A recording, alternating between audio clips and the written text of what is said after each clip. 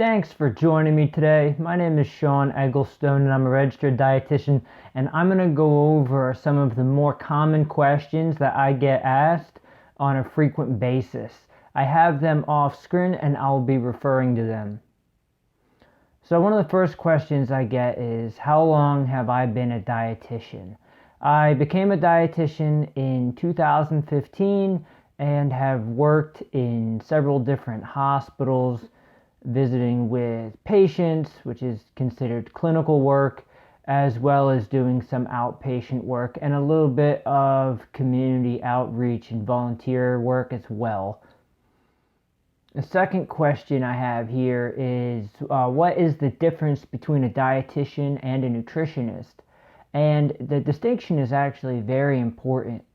So a dietitian such as myself, I have to have a bachelor's in nutrition, and then I have to do a dietitian internship, which consists of 1,200 hours in clinical food service as well as community outreach.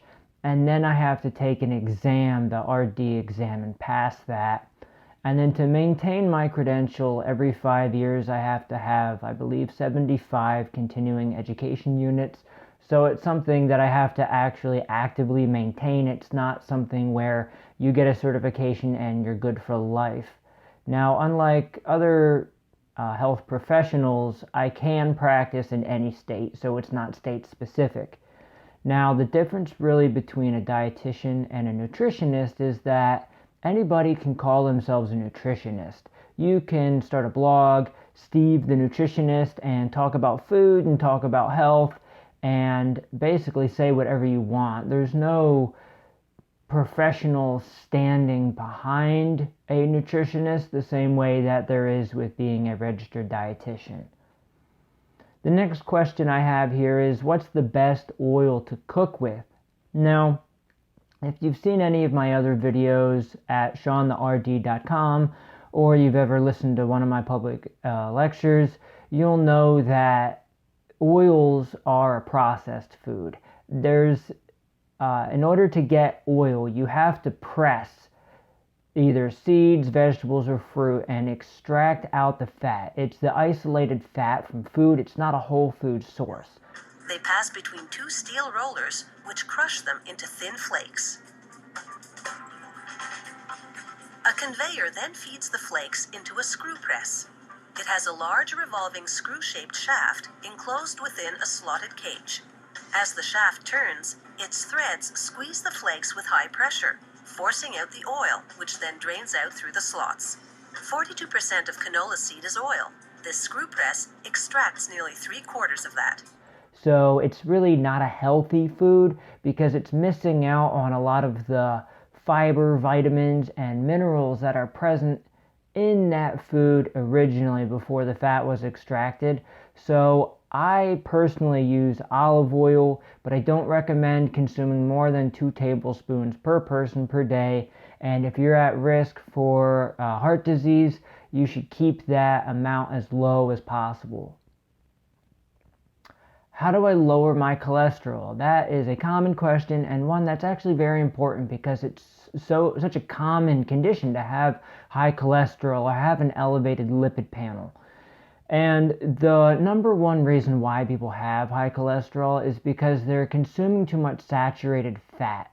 So while dietary cholesterol, such as those found in egg yolks and meat and cheese, dairy products, do raise your cholesterol, what affects your cholesterol the most is your intake of saturated fat, which comes from dairy. That's where most people get their saturated fat from, so milk and cheese. So reducing those as much as possible, choosing low-fat cheese and staying away from 2% or whole milk can be helpful, but of course avoiding dairy altogether and lowering your saturated fat that way is going to be much, much more effective.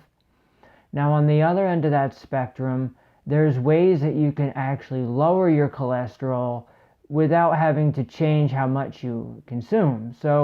And they really work in conjunction with each other. So by cutting out dairy, you're lowering your intake of cholesterol, and then you can lower your absorption of cholesterol or your reabsorption of cholesterol by consuming a diet that's high in fiber. So plenty of whole grains like brown rice, quinoa, barley, millet, farro. There's a lot of different whole grains out there, as well as beans and lentils. So your whole grains and your beans are going to be very high in fiber, and they're going to actually help lower your cholesterol really, really effectively. What's the easiest way to lose 10 pounds? Now, personally, as a dietitian, I try and stay away from these kinds of questions because I'm not a quick fix kind of person. I'm more of this is a lifestyle change that needs to happen for the rest of your life. It's not something that should be used in a traditional diet sense to be followed for a short period of time and then you go back to your old way of eating. This is a long-term commitment for you, your family, your health. And but looking at the 10 pounds, one of the best ways to do that is to not consume your calories in liquid form. So juices, sodas, Gatorade, other beverages that have added calories, those are an easy way to pack on the pounds. So reducing your consumption of calories in liquid form, and then also being more mindful of your snacking. So if you're snacking between meals or eating late at night, that can also contribute to weight gain and really interfere with your ability to lose weight. So having a big breakfast, a moderate sized lunch, and a small dinner, and then brushing your teeth after dinner so that you don't feel so inclined to snack later at night, those are some quick tips to help lower your weight. Do I recommend to my patients that they go vegan? So if you've looked at my website, SeanTheRD.com, or have seen any of my videos on YouTube, you'll know that I've been vegan since 2011, so going on 9 years now.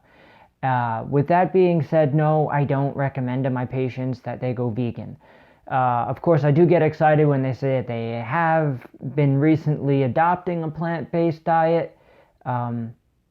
Ironically, or maybe not so much so, I don't see very many vegetarian or vegan patients. Now, vegans make up approximately 1 to 1.5% of the American population. Vegetarians, and don't quote me on this, is somewhere around 3%, could be a little bit higher. So we're looking at 3-ish% of the population being vegan or vegetarian. However, of the 15,000 patients that I've estimated that I've seen over the last few years as a dietitian, I have seen very, very, very, very few vegans and vegetarians. They just don't come to the hospital, especially when we look at the patients that I see that are new diabetics, that are strokes, that are open heart. They have not been vegan or vegetarian for a very long period of time. I would say at most maybe 2 years, but we're talking about 40, 50 years of eating the standard American diet and maybe only 2 years of eating semi-vegetarian. So I just don't see those patients. However, if a patient is interested in going vegan, I will talk to them about it and obviously highlight the points that they need to know for when they go home.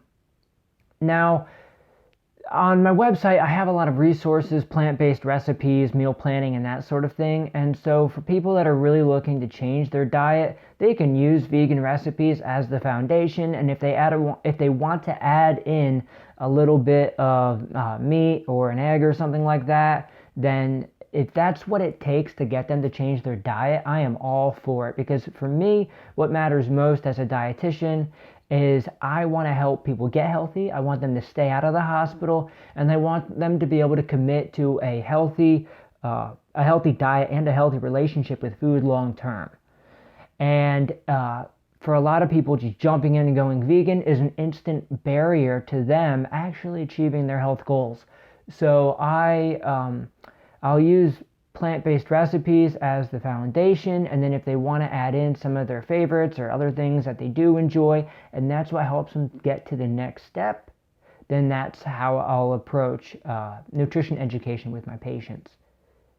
What's the best diet to follow? Of course, it's going to be a diet centered around whole plant foods.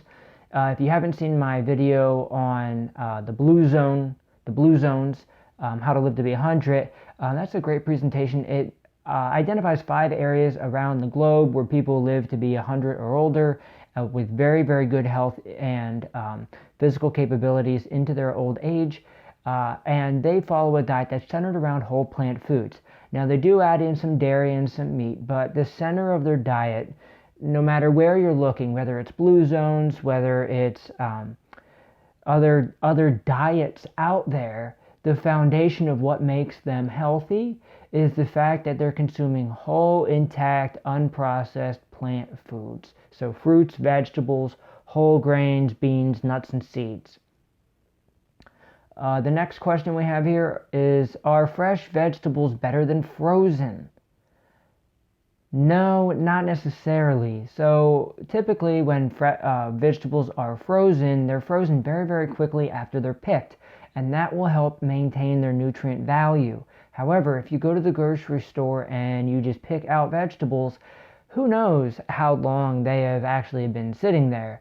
And so unless you're getting them from the farmer's market, from a farm stand, or you're picking them yourself at like a U-Pick kind of place, you don't really know how fresh they actually are. So frozen is great, and then of course the closest to fresh that you can get is going to be awesome as well. Is caffeine bad? Oftentimes when I speak with patients about heart health or nutrition, they always say, well, I drink too much coffee. And the current research shows that up to 6 cups of coffee a day is just fine without negative health consequences. Any more than that, there's increased risk for things like suicide and depression. But for the most part, people are going to do just fine having 1 or 2 cups of coffee a day. The biggest issue here, though, is adding in sugars and creamers and other things like that, flavors, additives, preservatives to their coffee that makes them unhealthy, and of course adds liquid calories and can promote weight gain. So if you're going to drink coffee, drink it black. Is diet soda better than regular soda? Not really. So diet soda doesn't have any calories. It has sugar alcohols or fake sugar in it, which can be harmful to the good gut bacteria in your intestines. People that drink diet soda tend to actually consume more calories during the day than those that drink regular soda because they think that they're doing themselves a favor. And anyway, there's some research on that as well. But if you're really interested in health and longevity and doing this long term, there's really no place for diet soda unless it's the rare party or occasion. You really should focus on tea, black coffee, and water. How much salt should I eat in a day? This will be the last question. Right around 2,000 milligrams per day. So depending on where you look at online, you're going to see a variety of different recommendations, but they're all going to be in the neighborhood of 2,000 or 2 grams per day. A teaspoon of salt is 2,300 milligrams. One of the ways that I know if I'm consuming or picking out a food that's high in sodium at the grocery store is I look for less than 300 milligrams per serving on the label. Now, it is important to keep in mind how many servings you're consuming because something like a can of Campbell's soup has 2.5 servings and everyone consumes 1 can of that. So keep in mind less than 300 milligrams per serving on the label. Or you can just make sure that the sodium is less than the calories. That's another great tip too. So I hope you found these questions helpful. If you have any questions, you can post them in the comments down below. Don't forget to hit the subscribe button, and if you want to send me an email, you can head on over to SeanTheRD.com, and under the Contact Me section, you can send me a message with all your questions. I'll be sure to get back to you. Thanks for watching. Cheers.